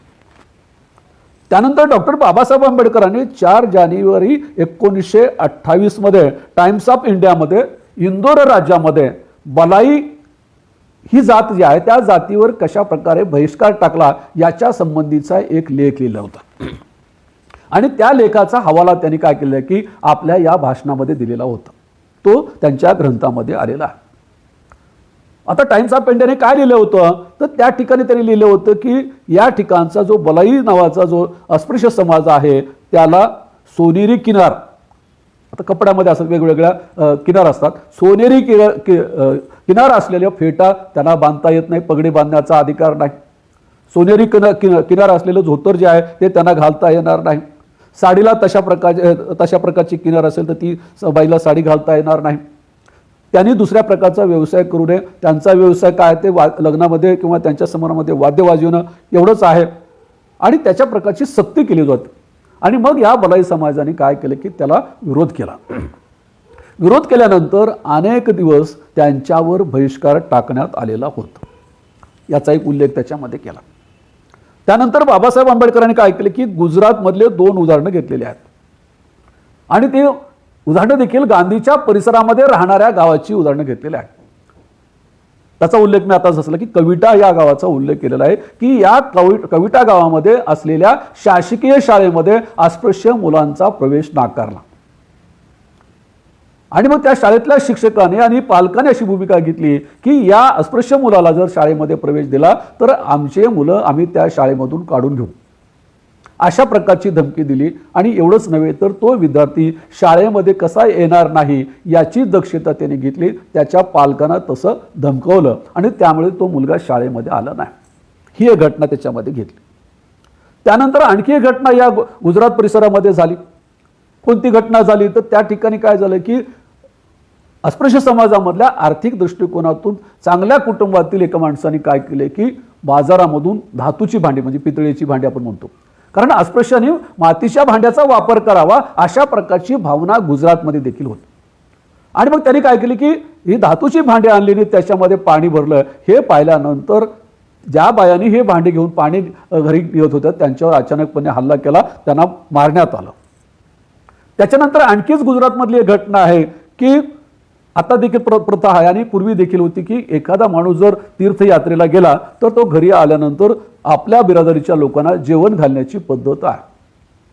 आणि मग त्या माणसाने काय केलं की तो तीर्थयात्रेतून आल्यानंतर त्याने आपल्या जवळच्या माणसाला जेवायला बोलावलं आणि त्या जेवायला वाढल्यानंतर त्या जेवण सुरू असताना त्याच्यावर अचानकपणे हल्ला केला. आता का हल्ला केला तर त्या हल्ल्याचं कारण देखील अतिशय महत्त्वाचं आहे, ते बाबासाहेबांनी कोट केलेलं आहे की त्या माणसाने आपल्या जेवणामध्ये तुपाचा वापर केलेला होता आणि तुपाचा वापर करण्याचा अधिकार जो आहे हे अस्पृश्य जातींना नाही, अशा प्रकारची भूमिका त्या ठिकाणी घेतली. अशी काही उदाहरणं बाबासाहेबांनी आपल्या भाषणामध्ये घेतलेली होती, ती जे ग्रंथामध्ये घेतली आहेत. आणि मग बाबासाहेब एक एक धागा पकडून काँग्रेसला जॉब विचारतात. बाबासाहेब असं म्हणतात की पेशवे काळामध्ये अस्पृश्यांना रस्त्यावर जाण्याची मनाई होती, हे बघून देखील आपण काहीच करू शकत नाही, त्या काँग्रेसला राज्य करण्याचा अधिकार आहे का. त्यानंतर ते असं म्हणतात की ज्या अस्पृश्यांना रस्त्यावर बंदी आहे, रस्त्यावर ते चालू शकत नाही, त्यांना राज्य चालवण्या हे पाहून देखील गप्प बसणाऱ्या काँग्रेसला राज्य चालवण्याचा अधिकार आहे का. आणि त्यावेळेस ते असं म्हणतात की याचं उत्तर मी बॅनर्जीला मागतोय, काँग्रेसला मागतोय, आणि काँग्रेसचे जे काही सर्व आहेत त्याचं नाव न घेता ते म्हणतात, म्हणजे अप्रत्यक्ष गांधीजीला म्हणतात की त्यांनी देखील याचं उत्तर देण्याची गरज आहे. आणि म्हणून त्यांनी काय केलं की पहिला अटॅक जो आहे तो काँग्रेसच्या ढोंगीपणावर केलेला आहे. दुसरा मुद्दा त्याने घेतलेला आहे की या ठिकाणचे जे डावे विचारसरणीचे लोक आहेत त्यांच्या संदर्भामध्ये हा भाग देखील अतिशय महत्त्वाचा आहे. ते म्हणतात की आमच्यातले काही डावे लोक जे आहेत ते काय करतात की पाश्चिमात्य विचारसरणी हीच खरी आहे असं मानून चालतात. म्हणजे आर्थिक सुधारणा झाल्याशिवाय या ठिकाणी समाज हा मुक्त होऊ शकत नाही ही भूमिका मांडतात. डॉक्टर बाबासाहेब आंबेडकर म्हणतात की आपल्या देशाची सामाजिक स्थिती ही वेगळी आहे. अस्पृश्यांचं दुःख वेगळं आहे, त्याला केवळ आर्थिक मापामध्ये मोजता येणार नाही, केवळ भांडवलदाराच्या विरुद्ध लढायला लावून ते या ठिकाणी होऊ शकत नाही. म्हणून बाबासाहेब असं म्हणतात की या ठिकाणची पार्श्वभूमी वेगळी आहे. म्हणून बाबासाहेब असं म्हणतात की साधू आहे, त्याच्याकडे काहीच नाही, अंगावर कपडे देखील त्याच्या नाहीत, परंतु त्याच्या दर्शनासाठी लोक रांग लावतात, त्याच्या आज्ञा पाळतात. म्हणजे या ठिकाणी तो आर्थिकदृष्ट्या श्रीमंत आहे म्हणूनच त्याच्या पुढे लोक करतात असं नाही, तर या ठिकाणी धार्मिक प्राबल्य हे महत्त्वाचं आहे. त्यानंतर म्हणतात की या ठिकाणचा ब्राह्मण जो आहे हा ब्राह्मण जो आहे तो न्यायाधीशापेक्षा देखील महत्त्वाचा मानला जातो, न्यायाधीशापेक्षा देखील श्रेष्ठ असा मानला जातो. आणि म्हणून या डाव्याने देखील या जाती निर्मूलनाच्या प्रश्नाकडे वेगळ्या दृष्टिकोनातून पाहिलं पाहिजे अशा प्रकारची भूमिका मांडतात. आणि इथून खऱ्या अर्थाने बाबासाहेबांचं हे जे भाषण जे आहे हे उंची घेत जातं. मग बाबासाहेब प्रत्येक गोष्टीला स्पर्श करत करत या ठिकाणी दिसून येतात. आणि मग ते म्हणतात की या ठिकाणची जाती व्यवस्था टिकण्याचं कारण जे आहे या जाती व्यवस्थेचं समर्थन या ठिकाणी केलं जातं. ही जाती व्यवस्था वाईट आहे असं कुणालाच वाटत नाही, उलट त्याचं समर्थन असं केलं जातं की जाती व्यवस्था जी आहे एक प्रकारचं श्रमविभाजन आहे. आणि हे श्रमविभाजन जे आहे हे सभ्य समाजाचं अंग आहे. आणि त्यामुळं जाती व्यवस्था वाईट मानणं हे चुकीचं आहे अशा प्रकारची विचारधारा या ठिकाणी राबवली जातो. म्हणून डॉक्टर बाबासाहेब आंबेडकर असं म्हणतात की जाती व्यवस्था हे श्रमविभाजनाचं उदाहरण नाही, तर जाती व्यवस्था हे श्रमिकाचं विभाजन करणारं आहे. कारण वर्गवादामध्ये तुम्हाला जी कल्पना आहे ती कल्पना जाती व्यवस्थेमध्ये दिसणार नाही. ते म्हणतात की या ठिकाणी श्रमिकाचं विभाजन होतं, ही वर्गवारी जी आहे ही जन्मजात ठरली जाते. या ठिकाणी उद्योगाची जी आहे ही विघातकारी प्रतवार ठरवली जाते. लोकांच्या इच्छेनुसार त्याला काम करता येत नाही. जातीचा जो व्यवसाय आहे तोच त्याला या ठिकाणी करावा लागतो. आणि त्यानंतर बाबासाहेब असं म्हणतात की सर्वच व्यवसाय महत्त्वाचे मानले जात असले तरी या ठिकाणी जे काही अस्पृश्य वर्ग जो व्यवसाय करतो त्या व्यवसायाला त्यांच्याप्रमाणेच तुच्छ मानलं जातं. त्यांच्याप्रमाणे व्यवसाय किंवा व्यवसायाप्रमाणे ते अशा प्रकारचं समीकरण या ठिकाणी केलं जातं, ही भूमिका मांडतात. आणि म्हणून जाती व्यवस्थेचं हे एक स्वरूप या ठिकाणी ठेवतं. त्यानंतर बाबासाहेब असं म्हणतात की जातीभेद जो पाळला जातो तो वंशशुद्धी सांगितली जाते, रक्तशुद्धी सांगितली जाते. बाबासाहेब म्हणतात की आता जगामध्ये कुठेही वंशशुद्धी राहिलेला नाही. त्यानंतर डॉक्टर बाबासाहेब आंबेडकर जातीचा परिणाम जो आहे आर्थिक तत्वज्ञानाशी ते जोडू इच्छित नाही. कारण ते असं म्हणतात की जातीचा संबंध जो आहे हा सामाजिक विषमतेच्या अनुषंगाने आहे. आणि मग जातीचा संबंध जोपर्यंत या विषमतेच्या अनुषंगाने करणार नाही तोपर्यंत या ठिकाणच्या जातीचं निर्मूलन होऊ शकत नाही. आणि मग पुन्हा बाबासाहेब हिंदू धर्मावर अटॅक करतात. ते म्हणतात की आम्हाला सांगितलंच की हिंदू धर्माचा इतिहास सांगितला जातो, हिंदू धर्माला एवढ्या वर्षाची परंपरा आहे असे सांगितले जातं, हिंदू धर्माला एवढा ज्वलंत इतिहास आहे असं या ठिकाणी सांगितलं जातं. म्हणून बाबासाहेब म्हणतात की हिंदूचा इतिहास सांगत असताना हे लक्षात घेतलं पाहिजे की हिंदू हे नाव तरी तुम्ही दिलेलं आहे का. ते म्हणतात की हिंदू नाव जे आहे हे हिंदू नाव देखील परकीयाने दिलेले आहेत. पारशी लोकांना हचा उच्चार करता येत नव्हता म्हणून सिंधूच्या ऐवजी ते हिंदू असं म्हणायचे आणि त्याच्यातून हा आलेला आहे असं ते म्हणतात. आणि मग हा हिंदू जो आहे हा हिंदू या ठिकाणच्या अस्पृश्यांना कधीही जवळ करत नाही. आणि त्यामध्ये आज जी गोष्ट आहे तीच बाबासाहेबांनी त्या काळामध्ये सांगितली. बाबासाहेब असं म्हणतात की ज्या वेळेला मुस्लिमांचा प्रश्न येतो, मुस्लिमांशी संघर्ष करण्याचा प्रयत्न करतो त्यावेळेला हिंदू सारे एक आहोत अशा प्रकारची कल्पना मांडली जाते. त्यानंतर आदर्श हिंदूची कल्पना देखील बाबासाहेब सांगतात. आमच्या सोशॉलॉजीमधली जी टर्म आहे ती बाबासाहेब वेगळ्या पद्धतीने सांगतात की आम्ही सोशॉलॉजीमध्ये असं म्हणतो की स्वजातीची जाणीव जी आहे ही कास्ट सिस्टीममध्ये महत्त्वाची आहे. म्हणून बाबासाहेब असं म्हणतात की आदर्श हिंदू कुणाला म्हटलं जातं. ते म्हणतात की ज्याप्रमाणे एखादा उंदीर जो आहे तो आपल्या बिळामध्ये सुरक्षित राहतो, तो कुणाला इतरांना घेत नाही किंवा इतरांकडे जात नाही. हा जो उंदीर आहे तशा प्रकारची भावना आहे. त्याला सोशिओलॉजीमध्ये कदाचित ते म्हणतात की स्वजातीची जाणीव आहे असं म्हणतात. त्यानंतर जातीच्या संदर्भात ते मध्ये असं म्हणतात की हा जो जातीचा गट जो आहे हा द्रोह गट आहे, द्रोह करणारा गट आहे, एकमेकाची विषमता शोधणारा गट आहे, एकमेकाची घृणा करणारा दोष आहे, एकमेकाचा द्वेष करणारा हा गट आहे. आणि त्याचं उदाहरण देताना बाबासाहेब असं म्हणतात की जसं महायुद्धामध्ये जर्मन लोकांनी इंग्रजाच्या संदर्भामध्ये द्वेष भावनेने गाणी सातत्याने गायली, तसेच या ठिकाणी उच्च हिंदू जे आहेत या ठिकाणी अस्पृश्याच्या संदर्भामध्ये हे द्वेषाचीच गाणी गात आलेली आहेत. अशा प्रकारची भूमिका असं म्हणतात. त्यानंतर म्हणतात की बाबासाहेब या ठिकाणी आदिवासीची अवस्था तर त्याच्यापेक्षा वाईट आहे, की या अधिवेशनात जवळ करण्याचं काम जे आहे हे या ठिकाणच्या परकीय इंग्रजांनी केलं, ख्रिश्चन मिशनरीने केलं, परंतु या ठिकाणच्या लोकांनी केलेलं नाही. आणि मग त्यामध्ये असंही म्हटलं जातं की बाबासाहेब असं म्हणतात की या ठिकाणी आणखी एक महत्त्वाची भूमिका दिसून येते की ते वेगळ्या पद्धतीने आपल्या जाती व्यवस्थेचं विषमतेचं समर्थन करतात. बाबासाहेब असं म्हणतात की या ठिकाणी मुस्लिमामध्ये देखील भेद आहेत, शिखामध्ये देखील भेद आहेत, ख्रिश्चनामध्ये देखील भेद आहे, मग हिंदू धर्मामध्ये भेद असले तर कुठं बिघडलं असं म्हटलं जातं. पण बाबासाहेब असं म्हणतात की त्यांचे हे भेद जे आहेत एकमेकाला बहिष्कृत करत नाहीत आणि जात शोधणारे भेद त्यांच्यामध्ये नाहीत. मुसलमानामध्ये देखील जाती असू शकतात, ख्रिश्चनामध्ये देखील असू शकतात, परंतु ते जात शोधत नाहीत. आणि मग बाबासाहेबांनी खूप सुंदर सांगितलेलं आहे की ज्यावेळेला एक ख्रिश्चन दुसऱ्या ख्रिश्चनाला भेटतो की तुम्ही कोण आहेत, तो सांगतो मी ख्रिश्चन आहे, त्यावेळेला तो त्याला काहीच प्रश्न विचारत नाही. एक माणूस भेटला तुम्ही कोण आहे, मी मुसलमान आहे म्हणलं तर त्याला कोणी त्याची जात विचारत नाही. पण बाबासाहेब म्हणतात की एखादा माणूस तुमच्या समोर आला आणि त्यांनी सांगितलं की मी हिंदू आहे, तर त्याच्यावर आमचं समाधान होत नाही. जोपर्यंत तो आपली जात सांगत नाही तोपर्यंत आपलं समाधान होत नाही. आणि मग बाबासाहेब असं म्हणतात की त्यांच्यामध्ये विभाजन असू शकेल, परंतु हे विभाजन जे आहे हे जात शोधणारं नाही, त्याची हीनता शोधणारं नाही, अशा प्रकारची कल्पना त्या ठिकाणी मांडतात. आणि या पद्धतीने एकंदरीत हिंदू धर्माचं स्वरूप जे आहे हे या ठिकाणी भाषणामध्ये त्यांनी मांडण्याचं ठरवलेलं होतं किंवा ते त्यांनी आता आपल्या पुस्तकामध्ये या ठिकाणी सांगितलं. आणि मग हे भाषण झाल्यानंतर बाबासाहेब असं म्हणतात त्याच्यामध्ये लिखित करतात की म्हणजे भाषण लिहिल्यामुळेच त्याच्यामध्ये उल्लेख करतात की हे सगळं ऐकून तुम्हाला कंटाळा आला असेल, परंतु हे आमच्या जीवनावर बेतलेलं हे अनेक वर्षानुवर्षीचं हे दुःख आहे असं ते सांगतात. आणि मग पुढे बाबासाहेब असं म्हणतात या ठिकाणी की मग तुमच्या मनामध्ये प्रश्न असा असेल की माझ्यासमोर हे जाती व्यवस्था नसलेला समाज असावा किंवा हिंदू धर्माला नकारण्याची कल्पना आहे, तर तुमच्यासमोर कुठल्या प्रकारचा समाज आहे असं जर तुम्ही मला प्रश्न विचारलात तर ते म्हणतात की माझ्यासमोर आदर्श समाजाची कल्पना आहे. मग कोणता आदर्श समाज आहे, तर डॉक्टर बाबासाहेब आंबेडकर असं म्हणतात की माझ्यासमोर समता, स्वातंत्र्य, बंधुत्व आणि न्याय या तत्वाला धरून चालणारा समाज जो आहे तो माझ्या दृष्टिकोनातून जो आहे आदर्श समाज आहे.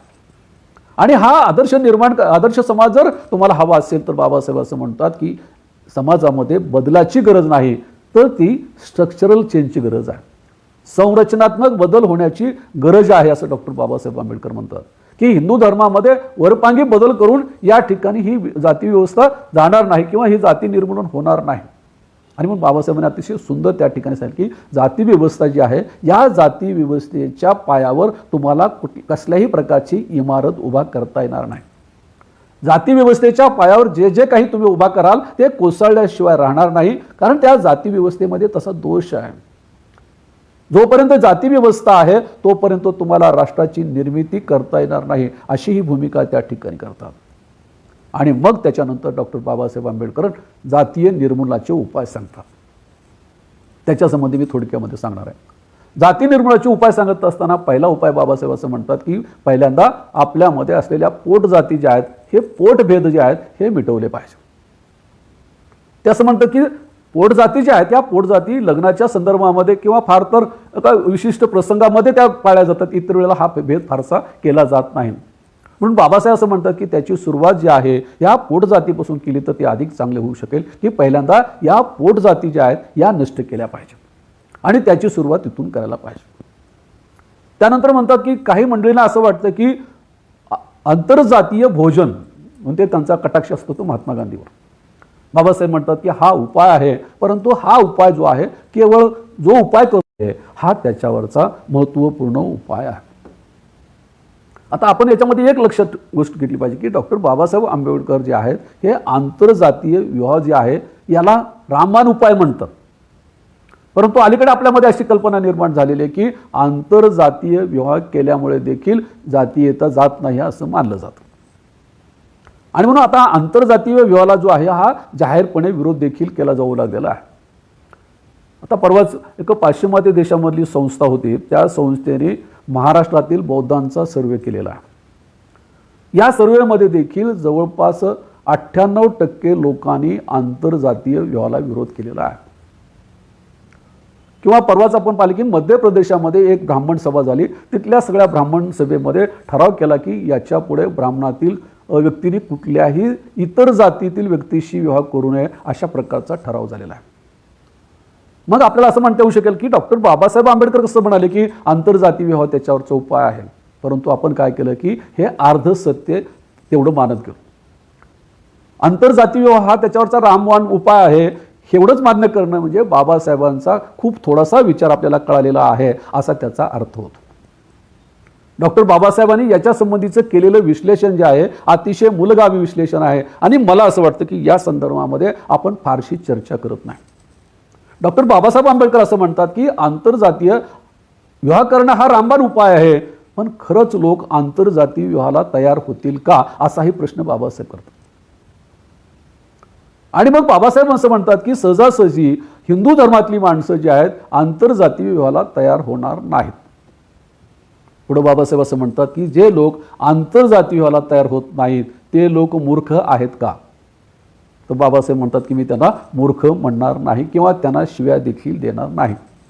याचं कारण असं की ते आंतरजातीय विवाह का करत नाही या कारणाचा शोध घेणं गरजेचं आहे. या कारणाचा शोध न घेता त्यांना आंतरजातीय विवाहाला प्रवृत्त करणं ही गोष्ट सहजासहजी शक्य होत नाही. मग ते असं म्हणतात की या आंतरजातीय विवाहाला विरोध करण्यासाठी त्यांना कोण सांगतं, त्यांचा विरोध का असतो? मग बाबासाहेब सांगतात की त्याला सांगण्याचं काम धर्म करतो, म्हणजे आमचा हिंदू धर्म सांगतो की तुम्ही या जातीशी विवाह करू नका.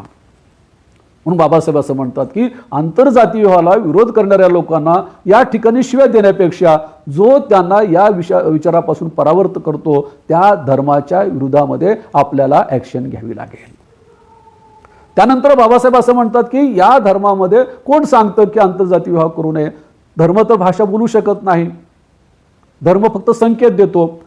म्हणून बाबासाहेब असं म्हणतात की या धर्मामध्ये असलेली धर्मशास्त्र जी आहेत ही धर्मशास्त्र सांगतात की आंतरजातीय विवाह करू नका. मग बाबासाहेब असं म्हणतात की जी धर्मशास्त्र आपल्याला सांगतात की आंतरजातीय विवाह करू नका ती धर्मशास्त्र जी आहे ही फेकून दिली पाहिजे. म्हणून या धर्मशास्त्राच्या संदर्भामध्ये बाबासाहेब असं म्हणतात की या धर्मशास्त्राला असलेला पावित्र्याचा आधार काढून घेतला पाहिजे. धर्मशास्त्र का महत्त्वाची मानले जातात की त्याला पावित्र्याची कल्पना आहे, त्याच्यावर असलेली श्रद्धा आहे आणि त्या शास्त्राला अधिकार दिलेला आहे. म्हणून बाबासाहेब असं म्हणतात की पहिल्यांदा ही धर्मशास्त्र जे आहेत त्याचा अधिकार काढून घेतला पाहिजे, त्याच्यावरली श्रद्धा ही कशी दूर करता येईल याच्यासाठी प्रयत्न केला पाहिजे आणि त्याच्यातलं पावित्र्य जे आहे हे पावित्र्य नष्ट केलं पाहिजे. आणि ज्या दिवशी या धर्मशास्त्राचं पावित्र्य नष्ट होईल, याच्यावरच्या श्रद्धा नष्ट होतील, त्याचा अधिकार नष्ट होईल, त्यावेळेला बाबासाहेब असं म्हणतात की या ठिकाणी लोक आपोआप आंतरजातीय विवाह करतील अशा प्रकारची भूमिका करतील. म्हणजे केवळ आंतरजातीय विवाह सांगून बाबासाहेब थांबत नाहीत, तर ते असं म्हणतात की आंतरजातीय विवाहाला विरोध करणारी जी यंत्रणा जी आहे, मानसिकता घडवणारी जी यंत्रणा आहे त्या यंत्रणेवर अटॅक केला पाहिजे अशा प्रकारची भूमिका बाबासाहेब. त्यानंतर बाबासाहेब असं म्हणतात की या जाती निर्मूलनामध्ये बुद्धिवंतांची भूमिका काय, की इंटेलेक्च्युअल जे आहेत हे इंटेलेक्च्युअल याच्या संदर्भामध्ये कसा विचार करतात.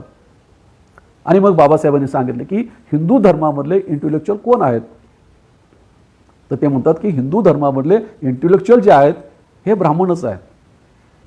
बुद्धिवंत कोण आहेत? तर तेच आहेत. म्हणजे ब्राह्मण समाजातील व्यक्तीला सर्व काही कळतं अशा प्रकारची धारणा ब्राह्मणेतर लोकांची मोठ्या प्रमाणामध्ये झालेली आहे आणि मग तोच बुद्धिवंत आहे. मग बाबासाहेब असं म्हणतात की मग हा बुद्धिवंत जो आहे हा जाती निर्मूलनाच्या चळवळीमध्ये येऊ शकतो का? आणि हे करत असताना बाबासाहेबांनी आणखी एक मुद्दा पकडलेला आहे, तो मला महत्त्वाचा वाटतो की बाबासाहेब असं म्हणतात की बुद्धिवंत कुटुंबाला आपण म्हणतो की ज्याच्याकडे बुद्धी आहे त्याला असं पण. मग बाबासाहेब असं म्हणतात की बुद्धी काय आहे? बुद्धी हा सद्गुण नाही, ते साधन आहे. म्हणजे साधन काय करते की तो स्वतःच्या संदर्भामध्ये तो अधिक विचार करतो. म्हणून बाबासाहेब असं म्हणतात की या ठिकाणी शिकलेले ब्राह्मण, सुधारणावादी ब्राह्मण आणि पुरोहित ब्राह्मण जे आहेत असा आपल्याला भेद करता येणार नाही. बाबासाहेब असं म्हणतात की या ठिकाणचे हे बुद्धिवंत मानलेले ब्राह्मण जे आहेत हे ब्राह्मण त्यांच्या घराचे रक्षक आहेत, ते धर्माचे रक्षक नाही आहेत. तर जे या ठिकाणी ही जी अस्पृश्यता जी आहे, जातीयता जी आहे, ही जातीयता टिकवण्याच्या संदर्भामधली असलेली पावित्र्याची कल्पना असेल, ही पावित्र्याची कल्पना टिकवण्यासाठी असलेले ते संरक्षक आहेत आणि म्हणून त्याचा आपल्याला फारसा उपयोग होईल असं या ठिकाणी नाही आहे. त्यामुळं आपण त्यांच्याच विरोधामध्ये संघर्ष, जसा त्यांच्या धर्माच्या विरोधामध्ये, त्यांच्या शास्त्राच्या विरोधामध्ये आपण संघर्ष करतो, तशाच प्रकारचा संघर्ष त्यांच्याही संदर्भामध्ये केला पाहिजे. म्हणून बाबासाहेबांनी सांगितलं की जे स्वतःच्या घराचे रक्षक असतात ते घर मोडण्यासाठी तयार होत नाहीत, ही भूमिका त्यांनी घेतलेली आहे. मग बाबासाहेब म्हणतात की जोपर्यंत हा धर्म, हिंदू धर्म नष्ट होणार नाही तोपर्यंत या ठिकाणची ही अस्पृश्यता जाणं अवघड आहे आणि या ठिकाणची ही जातीयता जाणं अवघड आहे. आता याचा अर्थ असा की बाबासाहेब हे धर्मविरोधी होते का? त्यावेळेला बरेच लोक असं म्हणले की बाबासाहेब हे धर्मविरोधी आहेत,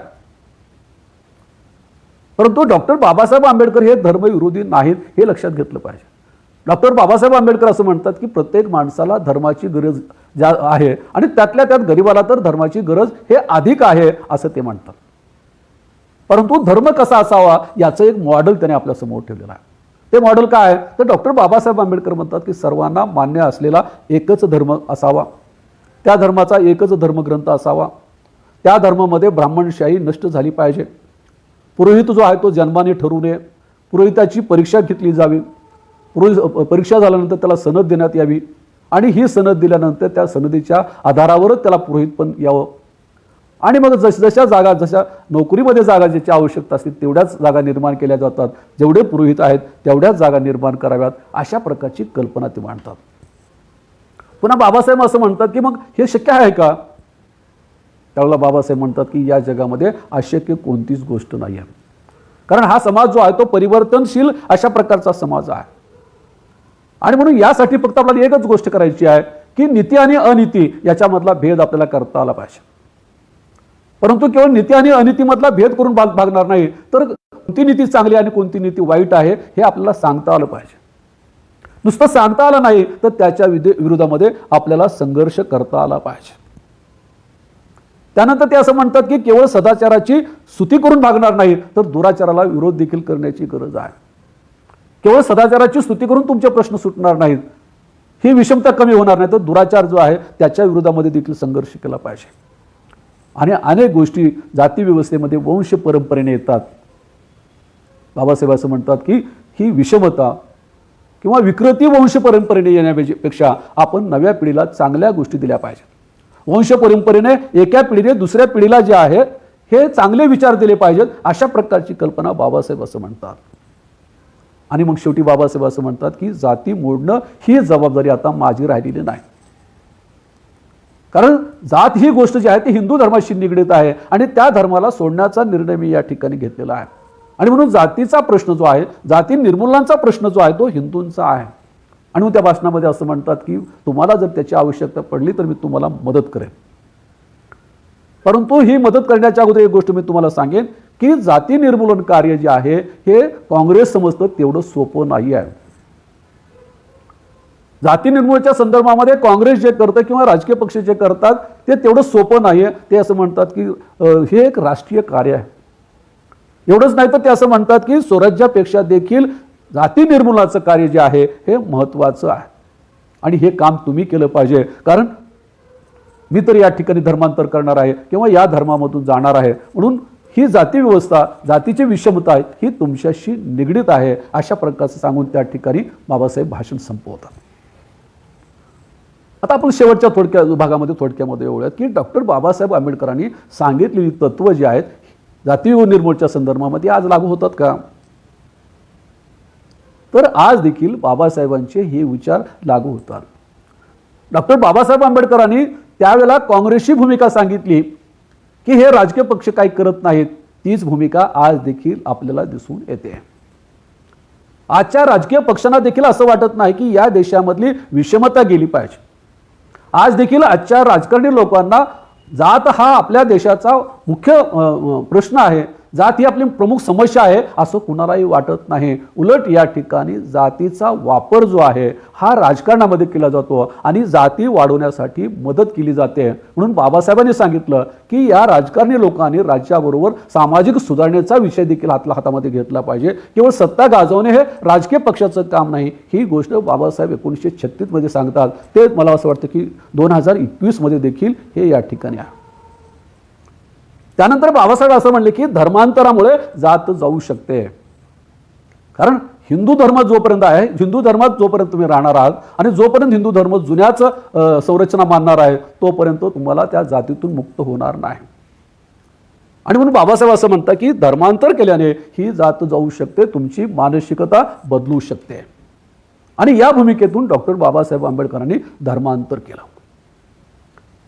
आता काही लोक बाबासाहेबांच्या संबंधी असं प्रश्न करतात की बाबासाहेबांनी धर्मांतर केलं पण जात आणखी आहेच ना, जातीचं कुठं निर्मूलन झालं. परंतु बाबासाहेबांची जाती निर्मूलनाची कल्पना ती त्यांना कळालेली आहे असं मला वाटत नाही. जाती आहेत पण हिंदू धर्माशी निगडीत आहेत, बौद्ध धर्माशी निगडीत नाही आहेत. आणि बौद्ध धर्माचा स्वीकार केल्यानंतर माणसाला नकळतपणे आपण कशातून तरी मुक्त झालो ही जाणीव देखील निर्माण झालेली आहे.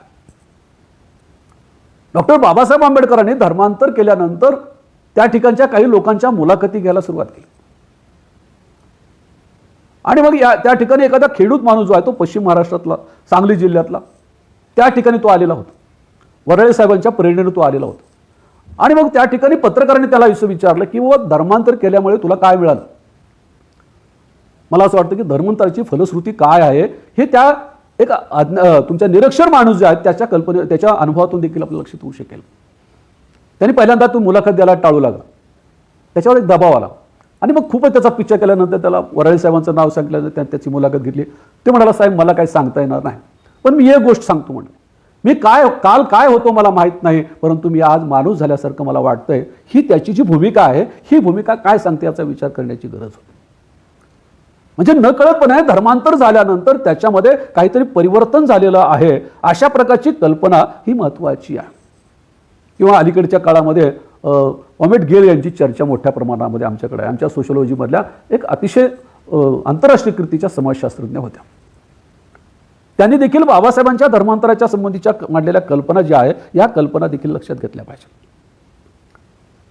कल्चरली करेक्ट नावाचं एक ग्रंथ आहे नूतन मालवी यांचा, त्याच्यामध्ये ओमेट गेल यांचा एक लेख आहे. आणि त्या लेखामध्ये त्यांनी बाबासाहेबांच्या धर्मांतराच्या संबंधीचं विश्लेषण केलेलं आहे. त्यांनी पहिल्यांदा त्याच्यामध्ये असं सांगितलं की जाती अंताच्या लढाईमध्ये डॉक्टर बाबासाहेब आंबेडकरांनी धर्मांतर करून जे उचललेलं पाऊल आहे ते अतिशय योग्य अशा प्रकारचं होतं. जाती अंताच्या दृष्टिकोनातून उचललेलं एक महत्त्वपूर्ण पाऊल होतं अशा प्रकारचं विश्लेषण त्याच्यामध्ये केलं. आणि मग त्याचे जे निष्कर्ष आहेत तो फार मोठा लेख आहे त्याच्यामध्ये. आणि मग त्यांनी सांगितलं की या धर्मांतरातून त्यांना काय मिळालेलं आहे याचं विश्लेषण त्यांनी केलेलं आहे.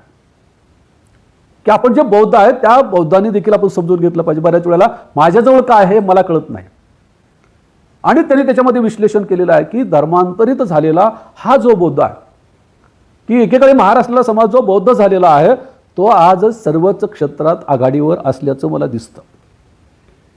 इतर समाजाच्या तुलनेमध्ये त्याच्यामध्ये जागृती मोठ्या प्रमाणामध्ये आलेली आहे. सामाजिक लढाईमध्ये तो अग्रेसर राहतो. धर्मांतरित बौद्ध महिलांची प्रगती इतर महिलांच्या तुलनेमध्ये अधिक मोठ्या प्रमाणामध्ये झालेली दिसून येते. आणि त्याचबरोबर ते असं म्हणतात की बौद्ध समाजाची प्रगती ही आरक्षणामुळे झालेली नाही तर बौद्ध धम्मामुळे झालेली आहे, बौद्ध विचारामुळे झालेली आहे अशा प्रकारचं त्यांनी कोट केलेलं आहे. कारण त्याने म्हटलं की आरक्षण तर सर्वच अनुसूचित जाती घेतात, अनुसूचित जमाती घेतात, परंतु त्याच्यामध्ये आणि बौद्धामध्ये आपण पाहिलं तर मूलभूत अशा प्रकारचा फरक आपल्याला दिसतो. कारण हा फरक जो आहे हा बौद्ध धम्मामुळे त्यांच्यामध्ये आलेला आहे.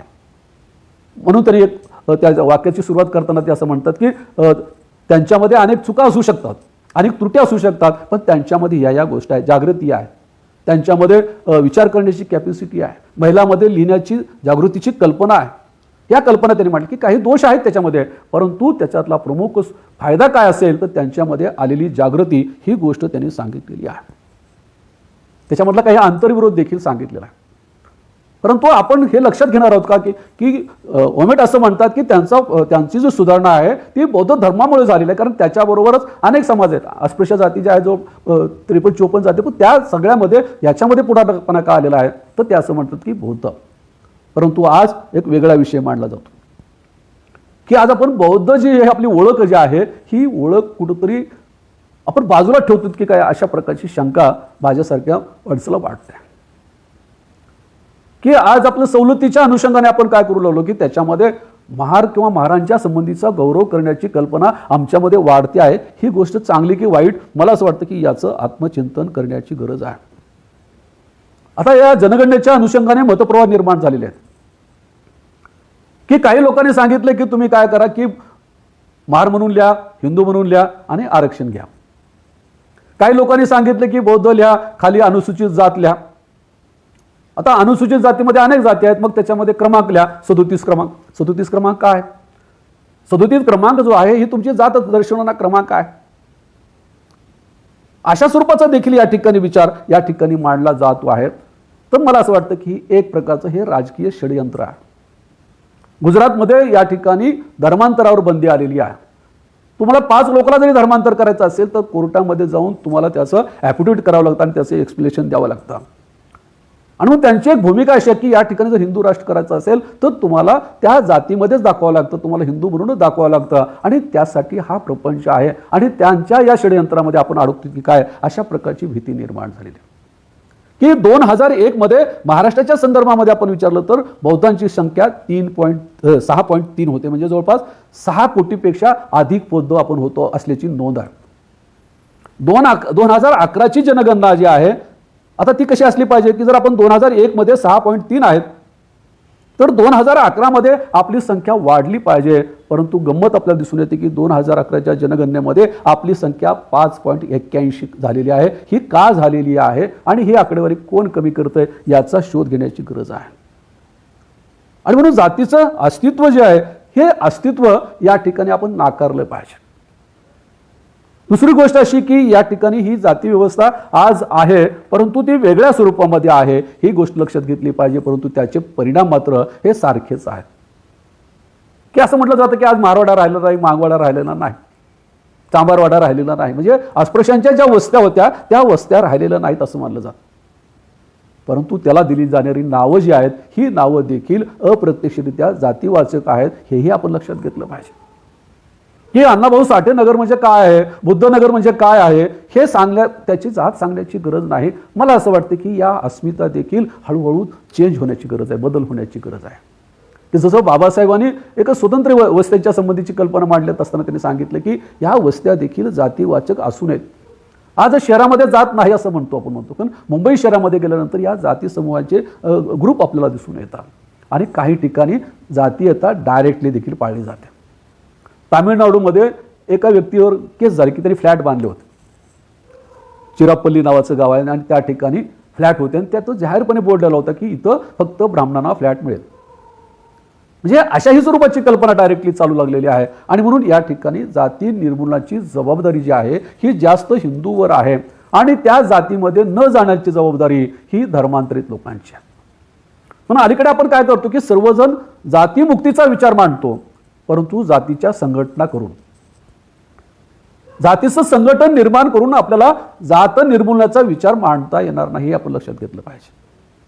मित्र असं म्हणेन की या ठिकाणी आज जातीकडे धावण्याची स्पर्धा ही सुरू झालेली आहे आणि या बदलत्या जाती व्यवस्थेमध्ये पुन्हा वर्चस्व जे आहे हे पूर्वीप्रमाणे ब्राह्मणी धर्माचंच आहे. डॉक्टर बाबासाहेब आंबेडकरांनी सांगितलं की या हिंदू धर्मामध्ये असलेली जाती व्यवस्था आहे त्याच्यामध्ये भूदेव कोण असेल तो ब्राह्मणच असेल, श्रेष्ठ कोण असेल तर तोच असेल आणि ते इतरांना येऊ देत नाही, ही भूमिका बाबासाहेबांनी सांगितली. त्यांनी अनेक उदाहरणं सांगितली. ते म्हणाले की कर्नाटकमध्ये जे आहेत हे सोनार जे आहे ते ब्राह्मणांच्या बरोबर समजत असायचे आणि त्यांनी गळ्यामध्ये जानवं घालायला सुरुवात केली. त्यावेळेला त्यांना जाहीरपणे मारण्यात आलं, त्यांना डागण्या देण्यात आल्या आणि त्या ठिकाणी ब्रिटिश सत्ता आल्यानंतर, ईस्ट इंडिया कंपनीची सत्ता आल्यानंतर त्याच्या विरोधामध्ये कायदा त्यांनी करायला लावला. म्हणजे इतर जातीने पुढे येऊ नये, त्याला खाली दाबलं पाहिजे, अशाच प्रकारची कल्पना या ठिकाणी जातीच्या संदर्भामध्ये असते. मला असं वाटतं की बाबासाहेबांचा हा विचार आज देखील आपल्याला ते दिसून येतो, आज देखील तेच परिणाम दिसतो. आणि बाबासाहेबांनी सांगितलेली अतिशय महत्त्वाची गोष्ट मी आपल्याला या ठिकाणी शेवटी सांगतो आणि थांबणार आहे. बाबासाहेबांनी सांगितले की जोपर्यंत जात आहे तोपर्यंत एक राष्ट्राची कल्पना, राष्ट्रीय एकात्मतेची कल्पना ही निर्माण होणं अवघड आहे. जी कल्पना बाबासाहेबांनी 1949च्या भाषणामध्ये देखील सांगितली की या देशाला आपण स्वातंत्र्य मिळणार आहे, याचा मला आनंद आहे, परंतु हे स्वातंत्र्य किती काळ टिकेल याच्याबद्दलची शंका देखील आहे असं म्हणतात. आणि त्याला सांगितलं की त्याला कारण आमच्यामध्ये भेदभावाची नीती आहे. परक्यांनी राज्य करण्याचं कारण ते फार हुशार होते किंवा त्यांनी फार शूर होते असं नाही, तर आमच्यामधली भेदनीती त्याला कारणीभूत होती असं बाबासाहेब म्हणतात. आणि तीच गोष्ट आज देखील आहे. आज आपल्याला असं दिसून येते की आपण राष्ट्र, म्हणजे बाबासाहेबांनी खूप सुंदर कल्पना सांगितली की हिंदू धर्माची कल्पना जी आहे किराणा दुकानसारखी आहे म्हणाल्या. की किराणा दुकान आपण म्हणतो, किराणा दुकानमध्ये सगळ्याच गोष्टी सापडतात, परंतु किराणा नावाचा पदार्थ सापडत नाही. तसं या ठिकाणी हिंदू नावाचा पदार्थ जो आहे हा हिंदूमध्ये दिसतच नाही. सगळ्या जाती आहेत, पोट जाती आहेत, पण हिंदू कुठे दिसत नाही. जसं किराणा दुकानमध्ये किराणा दिसत नाही, तसं हिंदू धर्मामध्ये हिंदू हा माणूस म्हणून ओळखला जात नाही. जात ही त्याची ओळख आहे. आणि आज प्रत्येक माणूस जो आहे हा जातीला कवटाळताना दिसतो. म्हणून मी असं म्हटलं जसं की प्रत्येक माणूस जातीच्या दिशेने धावतो आहे आणि त्यामुळे या देशाची राष्ट्रीय एकात्मता देखील धोक्यात आलेली आहे. त्याच्या संदर्भामध्ये फारसं बोलण्यापेक्षा रामदास फुटाणे यांची एक कविता आहे, एक 2 वळीची कविता मी आपल्याला सांगतो आणि त्याच्यामधून त्यांना काय सुचवायचं आहे तीच गोष्ट बाबासाहेबांना सुचवायची आहे. त्या कवितेमध्ये, ती कविता म्हणण्यापेक्षा आपण जी शाळेमध्ये प्रतिज्ञा म्हणतो ती प्रतिज्ञा त्यांनी लिहिली, वेगळ्या भाषेमध्ये लिहिली. जसं भारत माझा देश आहे, सारे भारतीय माझे बांधव आहेत, अशा स्वरूपाची जी कविता आहे, प्रतिज्ञा आहे, ती प्रतिज्ञा वेगळ्या पद्धतीने रामदास फुटाणे लिहिलेली आहे. ही प्रतिज्ञा काय आहे की भारत माझा कधी कधी देश असतो, भारत माझा कधी कधी देश असतो, आम्ही सारे अलग अलग आहोत, माझ्या जातीचाच माझा भाऊ आहे, माझा देश माझा खाऊ आहे. खरं सांगू मित्र हो, माझ्या स्वप्नाची मला तहान आहे आणि या देशापेक्षा माझी जात महान आहे. अशा प्रकारची प्रतिज्ञा रामदास फुटाणे लिहिलेली आहे. यावरून आज आपल्या देशाचं चित्र काय आहे हे आपल्यासमोर स्पष्ट होऊ शकतं. आणि डॉक्टर बाबासाहेब आंबेडकरांनी अनिलेशन ऑफ कास्टमध्ये जी कल्पना मांडली आहे, जोपर्यंत आपण आचरणात आणणार नाही, आपण म्हणजे बौद्धांना ती करण्याची गरज नाही, या ठिकाणच्या हिंदू आचरणात आणणार नाही, तोपर्यंत हिंदू धर्मामधली जात ही नष्ट होऊ शकणार नाही. आज या बहुजन संघटनेवर आमचे खांडेकर यांनी जी मला संधी दिली आणि आपण देखील जोडला गेलात आणि ऐकून घेतलात, त्याबद्दल आपल्या सर्वांचेही मनपूर्वक आभार म्हणून या ठिकाणी थांबतो. जय भीम, जय महाराष्ट्र.